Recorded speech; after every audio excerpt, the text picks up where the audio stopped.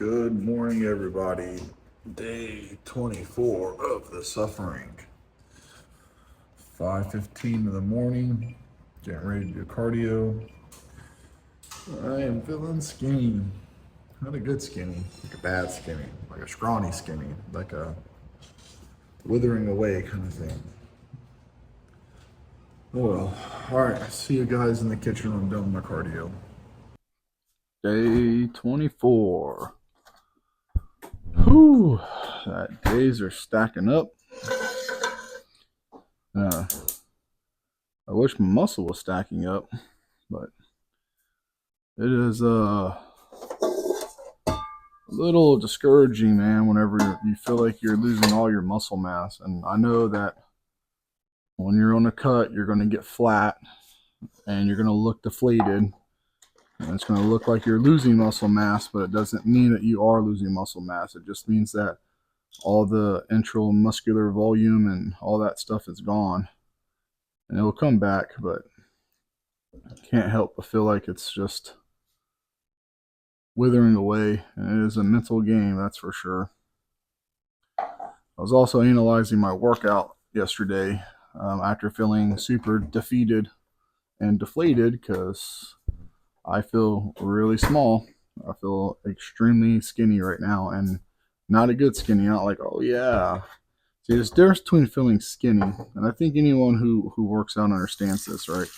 There's a difference of feeling skinny versus feeling lean or ripped or jacked. Right? When you feel skinny, it's like what you're not referring. You're not referring to like your stomach is skinny. You're referring to like my arms and my shoulders and my chest and my back.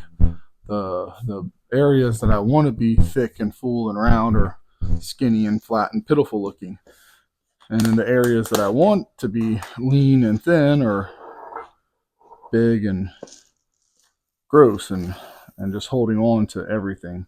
And I know I'm making results, and I know that I'm making progress, and I know this is part of it, and blah, blah, blah, blah, blah.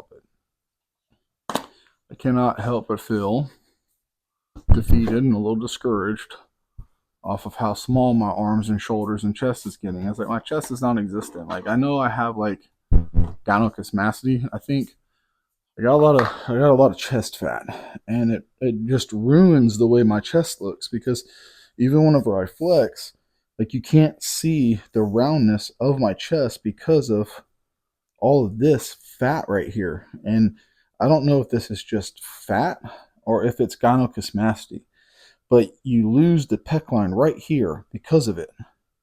And that I feel really hurts my image when it comes to how I look because I'm working out to look like a bodybuilder. I mean, I want to be fit, I want to be in shape, I want to be healthy too, don't get me wrong, but like I also want to look the part. And I feel like that just wrecks my image. So I'm going to continue going the way I'm going, and hopefully that slowly goes away and burns up with the rest of my belly fat, and it's just stubborn side chest fat. And if it's not, I'm going to look at getting gynecomastia surgery and having it removed. And this is something I've had since I can remember. Like even whenever I was young and a teenage, I always remember having that pocket of fat just around that area right there, and it just never going away. No matter how lean I got or how skinny I was, it never went away. It's just always been there, and it is extremely frustrating. And I just I'm not self-conscious about it. I'm not like, oh no, don't look at me. Oh, I'm gonna wear a shirt everywhere I go. No, it's not like that. It's just personally, I don't like the way it looks. It's not the image that I want. It's not what I'm working for. And it's not what I'm working so hard for. It's like, oh, body positivity, accept the way you look and be happy. No, screw that. I'm not happy with the way I look. That's why I'm dieting like this. That's why I'm working out like this. This is why I'm waking up and doing cardio because I'm not happy with the way I look. If I was happy with the way I looked, I wouldn't be doing this. All right. I'd be coming home and drinking beer and sitting on the couch and watching TV or sleeping in to the last minute till I had to get up to go to work, stopping off and getting some breakfast tacos or something like that. And that's how I'd be living my life. But that's not the case. I'm not happy with the way I look. I don't like the way I look. And I'm not getting discouraged. I'm not getting unmotivated by my progress, because it's like, man, you've lost a lot of weight. You should be proud and happy. It's like, yeah, I have lost a lot of weight, but in my head, I'm losing the wrong kind of weight. I'm not losing body fat. I'm losing muscle mass. And the more muscle mass I lose, the more backwards I'm going. Like until my abs finally come out and all my body fat is gone, at least enough to see the six pack and the chest fat to be gone and my lower back to be not so chubby and jiggly. Like it's like I'm going backwards, because every pound I lose, I feel like, well, there's another pound of muscle. Well, there's another pound of muscle. Well, there goes another half an inch on your arms. Oh, there goes another half an inch on your arms. Oh, there goes another pound of muscle. And it's just absolutely discouraging. It's not going to break me. It's not going to make me quit, but it is incredibly upsetting. And the thing too is like I said, I was thinking about my programming last night, and I'm like, man, maybe I'm doing too much. Maybe I need to back off, because my legs are my absolute best body feature. And I was thinking, right? So it's like your legs are built to be stand on all day and walking all day and moving around and running and jogging. They're high volume body parts. They're designed to have high volume because you have to be on them moving around, walking and running and jogging and doing stuff all day on your legs. High volume muscles can do high volume training because that's what they're designed for. Your arms, your chest, shoulders, they're not designed to do high volume work with heavy, like, well, not heavy load, but they're not designed to do like the same amount of volume and the same amount of work as your lower body is. So it's like thinking about my training program. I train my quads once a week. I train my hamstrings once a week, but then I train my arms, my chest, and my back, my shoulders, my whole upper body. I train it twice a week, and I do 12 sets on my quads, 12 sets on my hamstring total for the week. But on my upper body, I do 12 sets on the first half of the week, then another 12 sets on the second half of the week. So I'm doing 24 sets total for the week for my upper body. But then it's like, well, hold on. My legs are responding really well. They're holding their size, and there actually seems like they might even possibly be getting bigger. But my lower body, on my upper body, is just withering away and shrinking away. But it's like when I'm doing cardio, I'm using my legs. I'm not using my upper body. I'm using my legs. So how is it that I'm using my lower body for cardio, but my upper body's withering away? And then my mind's like, well, what if you're doing too much volume altogether? Like with the upper body workouts, the lower body workouts, plus the 2 sessions of cardio a day, even though the cardio is performed from the legs, your upper body is making a sacrifice. So I don't know. I was in my head. So I was like, what if I cut the volume in half? So instead of doing 12 sets on my upper body, I'll cut it back to 6 to 7 sets, and I'll still work it out twice a week. But that way it puts me around 12 to 14 sets total for my biceps, triceps, chest, and shoulders and back. And then that ties it up pretty much with my lower body. But instead, I'm doing my lower body once a week, my upper body twice a week, but reduce the volume back. Pick the intensity up a little bit, just a little bit. Make it just a little bit harder, but pull the volume way back. So that way, I can see if it kind of helps preserve the muscle mass, because ultimately this is just a huge guessing game. Like bodybuilding is a guessing game. What's the most logical first guess that you can make to put muscle mass on or to preserve muscle or burning fat? It's all just a huge guessing game. That's all it is. And what is my best educated guess? Even if you get a personal trainer, they're going to give you a program and assume, let's try this and see how it does. And then they're going to evaluate you if it's working or not, and they're going to change it up. So I think I might not change the routine, but reduce the volume on how many sets and reps I'm doing and see if that helps. Because at the end of the day, I'm trying to preserve as much muscle mass as possible. I'm not trying to lose muscle mass, and I'm not trying to gain muscle mass. I'm trying to hold on to what I have. So that way, whenever I have my abs, I'm still I still look muscular, and I'm not all withered and shriveled up and everything. And trying to put muscle mass on with a kind of deficit in the cardio I'm doing is kind of very difficult, if not impossible. So I'm not going to worry about putting muscle on. I'm just trying to preserve it. So I think I might be changing up my training just a little bit in the scheme of sets and reps, and kind of drop it down a little bit. So that way I'm not doing too much overall the volume, and my body can recover, my upper body responds better. I'm going to go ahead and cut the video off right here so I can eat breakfast. I'll see you guys at 9. 9 o'clock. Back at it. Chicken and rice. Okay, so to continue what I was saying earlier, I think I am going to reduce the volume on my upper body because if I'm training my lower body, I train my quads once, I train my hamstrings once, but I train my whole entire upper body twice a week. And I'm doing 12 sets for my quads, 12 sets for my hamstrings, but I'm doing 24 sets a week for my upper body. If I reduce that to 12 sets total, 6 sets per workout for my arms and chest and shoulders and back, that'll give me 12 sets for the whole entire week. Now, because they're smaller muscles, obviously my legs, I'm going to go a lot heavier on it, which is going to be a bigger demand, which is going to require longer rest for recovery to be adequate enough to be able to train. Plus, I'm doing cardio every day on the Stairmaster. With my upper body, if I go 6 sets per body part and then I split that into 2 days or smaller muscle groups, so the recovery should be faster for those, seeing as if they're smaller muscle groups, they can't handle the same amount of volume and load that the legs can handle. So it should offset. But I think I'm going to give that a try. Obviously, the diet's going to stay the same, the training's staying the same, the routine. The only thing I'm going to do is I'm going to drop the amount of volume that I do by reducing the sets. Intensity is going to stay the same. The 8 to 12 reps is going to stay the same. The nice, slow, controlled negatives are going to stay the same. The only thing that's going to change is more than likely going to be the amount of sets that I do per body part because I want to try to preserve as much as I can. Now, I know as I cut the carbohydrates down and the sodium, I'm losing intramuscular water. So the volume of the muscles is going to shrink. So it's like, take beef jerky, for instance. When you make beef jerky, it has the same amount of muscle tissue as it did before it was dehydrated. It's just you go from a big piece of steak or a piece of meat this big, and it shrinks down to this tiny little thin piece of meat because the water is gone. The muscle tissue is still there, and it's the same amount of muscle tissue as it was before the dehydration. It's just with the water being gone, now there's a lot less muscle volume because there's not the same amount of water hydrating.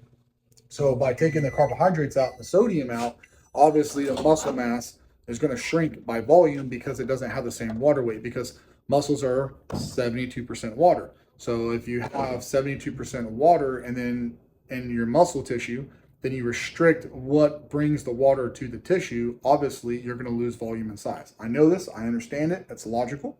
It's hard to remember this type of stuff when you're hungry and you're on a deficit and you're feeling flat and looking flat. And this is also another reason why I was working out with my shirt on. I kept my shirt on at the house. I didn't look in mirrors because I knew this was going to happen. But also, on the flip side of this, taking consideration, in order to lose fat, you have to deplete the muscle of glucose in the body to be able to convert over to burning fat for energy instead of the carbohydrates that you're eating. So being flat and looking deflated and feeling small and skinny is an indication that the diet and the training is working because I'm actually in such a deficit that my body is depleting the carbohydrates out of the muscle tissue and it's consuming the fat for fuel, which is getting me closer to my goal.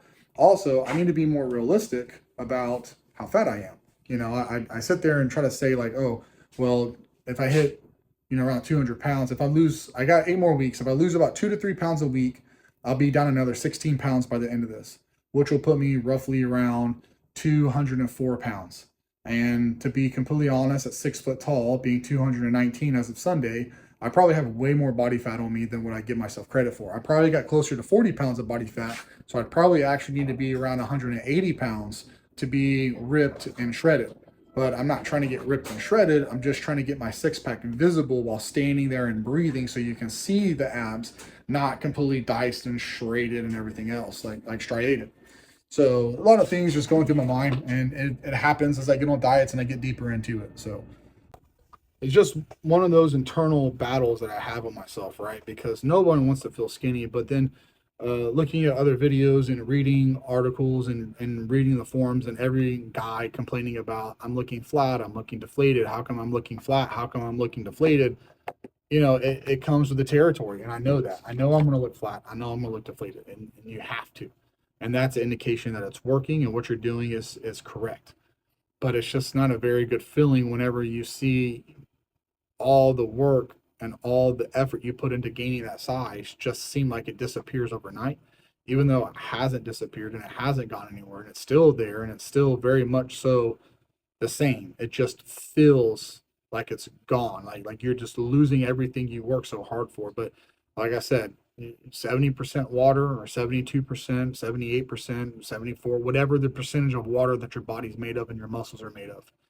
Whenever you're eating carbohydrates that are 2-part water, so for every 1 gram of carbs, you're getting 2 grams of water, and that goes into the muscle and into the tissue and into the to your tissue, your muscle fibers, everything, and it swells up. And then you take that away, and then it just shrinks down. Like I said, just like the hydrating beef jerky. And it's I know this, and logically and scientifically, it's like I understand this, but emotionally, it's like I don't care, right? It's like I don't want to lose any mass. I want to keep all of it. But like I just said, I know I have way more body fat on me than what I give myself credit for. Like 220 pounds at 6 foot, my love handles, my lower back, my upper back, my side chest, my stomach, even everywhere from head to toe. I got so much fat everywhere. The body hides it in so many places that it's unrealistic for me to think like, okay, yeah, if I lose 20 more pounds, that's it. That's going to be the ticket or the number. I'm not going for a weight. I'm not going for a certain body weight. I'm going for a body image, right? I'm going for a certain look.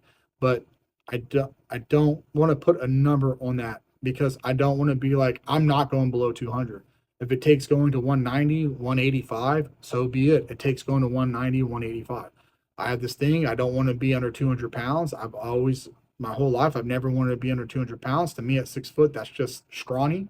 But at the same time, I had to come to a realization that like that's what it's probably going to take. Not probably, but that's what it's going to take. And if I have the mindset of like I have a number goal and that's the cutoff, then I'm not going to reach my goal. And I have to get out of that mindset, and I have to get past that. And it's very difficult to do that mentally, especially whenever you're self-evaluating and self-training and self-programming.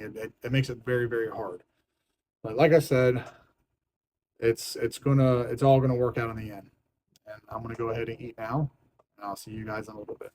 We are back in the gym for another Wednesday for quad night. So tonight we will be training quads, but we're changing it up. I'm no longer doing squats. They just seem to always aggravate my hip, my sciatic, or my knee. So I'm done with those. I'm not going to play around with them anymore. There's no reward, no trophy. There's nothing for being brave in the gym and getting hurt. There's nothing. There's no reward for that. It's not like, hey, congratulations. Here's your medal of stupidity for trying to push your body to do something that was giving you warning signs over and over and over again to stop doing, but you kept doing them because you felt like you had something to prove to yourself and everybody else that you could hack and you could do this. And this is a movement that should be able to be performed no matter who you are or what age you are. As I get older, I have to make compromises. It's just the way life goes for me. I'm not saying for anybody else, but that's the way my life is going. So I'm substituting squats out for good old-fashioned leg extensions to warm my knee up. And then after this, we're going to move to belt squat, and then we'll move to hack squats. And with these 3 movements, it'll be more than enough to be able to get my quads burning the way that I need to get them burning to be able to stimulate growth. Plus, I've been very fortunate with my legs, and my legs are really high responders to stimulus and stress. So I'm not really too concerned about like the actual movements we're doing as long as I go with a neutral, a mid-range, and then a wide. So we'll narrow, mid, and wide. So as long as I get all 3 positions of the footing, my quads will develop. So I'm not really too worried about it. But we're going to be doing 4 sets of each movement. This is my top set of leg extensions, and we're going to be performing 8 to 12 reps with a hold at the top and a slow controlled negative. And then that will be the theme of tonight's workout, as it is always. We're also going to do some hip abductions, and then we're going to be doing some calf work as well too. When I get done with the workout, like always, I'll talk about it, let you guys know how my workout went, how I felt, if everything went right or if something went wrong. But for right now, I'm going to go ahead and cut this mic off so I can get the training, and I'll talk to you guys when the workout's over.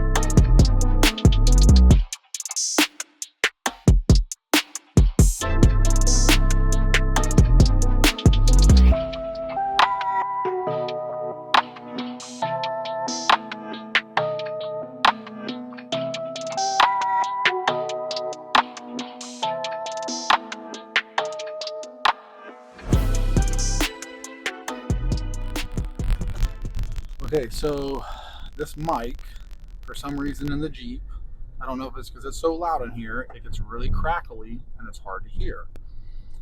Now, Father's Day is coming up. Now, I'm not making any promises, but I have been dropping a lot of hints about wanting that better Rode mic, so that way the audio is a lot better for my videos. So, if Father's Day rolls around and my kids and my wife listens, I'll have a better mic. If not, if I'm still with this one, you guys know the ball was dropped. And Father's Day was nothing but cards and hugs and kisses, which is 100% acceptable too. 100% acceptable, and I'll take whatever I can get as being a dad. So a hug and a kiss and a I love you, Dad, for Father's Day. That is the icing on the cake right there for me. But if I get that, I'll know they listen to me. Anyways, so about the workout, it was good. It was a good workout. The only issue I had tonight was whenever I was doing belt squats, when I was pushing back for the first 3 sets, I felt a whole lot of tightness in my right hamstring. And I know it's because my sciatic, but it's still kind of scary feeling that really overly aggressive tightness in the hamstring, almost kind of like something so tight it's about to pop. So what I did was I hopped off of my first set, and then I did back extensions, and I stretched my lower back, and then I stretched my hips by picking a leg up and stretching out the hip, and I did that for both of them. Then I did another set, did the back extension, did more stretching on my hips, and then whenever I got to my top set of 295, I was able to get all 12 pain-free with no tightness in my hamstring. Now, it was still in the back of my mind. It's still scary. It was still a little scary. I mean, it might be a little scary to do belt squats. When you've been as hurt as many times as I have and had as many injuries as I've gotten, yeah, it gets a little scary sometimes when you feel stuff like that because things kind of snap, crackle, and pop, and then it's many weeks and months of recovery. So anyways, that didn't happen. Other than that, I had a really great workout. My legs swelled up and got super puffy. All my definition was gone. You couldn't see any definition or any striations because how puffy they were and how pumped up they were, which is a good thing. They were so engorged with blood that they just looked like tubes of meat, which I'm happy with. Calves, I only did 3 sets, worked up to 150 pounds. Same thing, slow control negative with a hard squeeze at the top. And I did 3 sets with 150 pounds for 9 reps. I felt really good. I got a good pump. And the reason why I'm not doing a lot of calf work, I do 3 to 5 sets a week, and that's it, because I'm doing so much work on the Stairmaster, that my calves get a whole lot of volume. So the only thing I'm doing calf work right now to do is to stimulate the muscles to not atrophy and lose size and start becoming endurance cardio muscles. I'm still trying to keep them I'm trying to make them retain as much mass as I can without overworking them, because I do so much cardio on them right now. I'm just trying to do something to keep their size. Now, once I back off the cardio, obviously they're going to swell back up and I'll get my size back to my calves, but I haven't really lost too much size in my calves, which I'm happy about. So like I was talking about earlier in the day, body dysmorphia, man, it's a real thing, and I have it more often than not, especially when I feel like I'm losing size. But it comes and goes in waves, man, and I want to talk about that. I'm being transparent about everything. You know, like I have my good days, I have my bad days, I have my ups, I have my highs and my lows, and I go back and forth on how I feel about my diet, my training, my programming. Some days it's easy, some days it's hard, some days I'm craving, some days I'm not, and I'm just throwing it out there how I feel and how it is day to day, and it's not an easy thing to do, something like this, and it's not something you could just wake up and be like, oh yeah, it's no problem at all. I have zero cravings and I don't have any issues. And I think what it stems from, the thing about the diet, I think I know where it stems from, making the diet hard. When you start craving food and you start having these over exaggerated hunger pains, and you start thinking of anything and everything that you want to eat except for what you have to eat, it's the fear of missing out.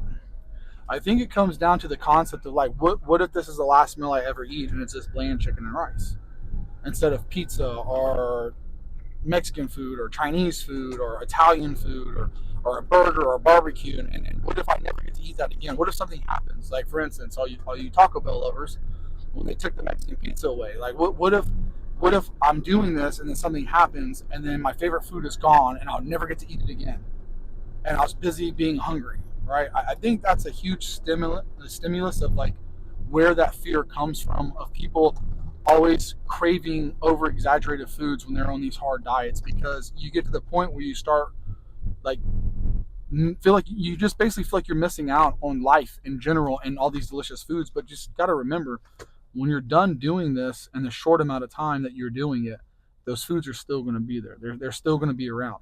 It's like me. I've been fat for 37 years, and it's like, what is 3 months out of 37 years of eating what I want to eat and living how I want to live? What is 3 months out of 37 years? It's a drop in the bucket. It's nothing in comparison about how many years I've had to eat the way I want to eat and enjoy what I want to enjoy. So I could give up 3 months to have a really nice physique. So, and just block all those negative thoughts and everything. But I'm going to go ahead and end the video here, guys. I appreciate you guys watching, and I'll pick this up tomorrow and see you then. You guys have a good night.